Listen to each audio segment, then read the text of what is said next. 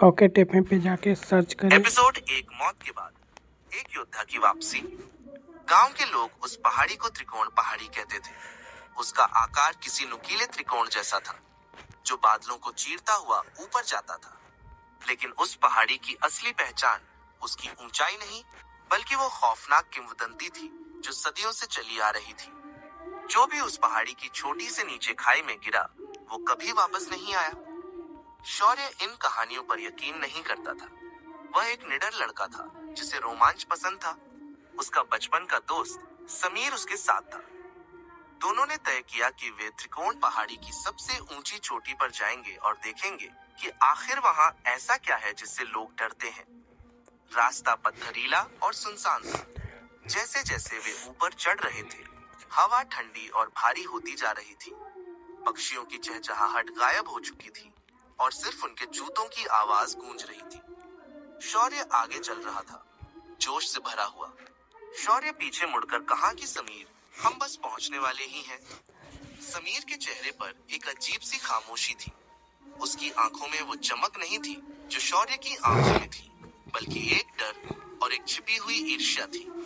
शौर्य हमेशा से हर चीज में समीर से आगे था। पढ़ाई में, खेल में और जीवन में। आज समीर ने तय कर लिया था कि यह सब बदल जाएगा। वे चोटी पर पहुंच गए। वहां से नीचे देखने पर कुछ नहीं दिखता था, सिर्फ खूब अंधेरा। खाई इतनी गहरी थी कि सूरज की रोशनी भी वहां तक नहीं पहुंच पाती थी।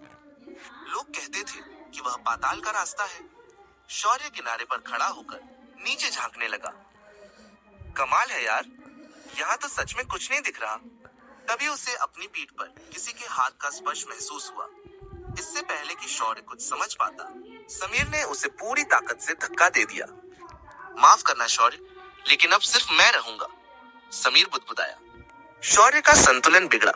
उसके मुंह से चीख निकली जो कि अंधेरे में गूंज गई। वह उस त्रिकोण पहाड़ी की काली डरावनी खाई में गिरने लगा। ऊपर समीर का चेहरा धुंधला होता गया और फिर गायब हो गया। शौर्य की आंखें अचानक खुली। उसका सिर जोर से चकरा रहा था, जैसे किसी ने भारी हथौड़े से वार किया हो। उसने अपने आसपास देखा।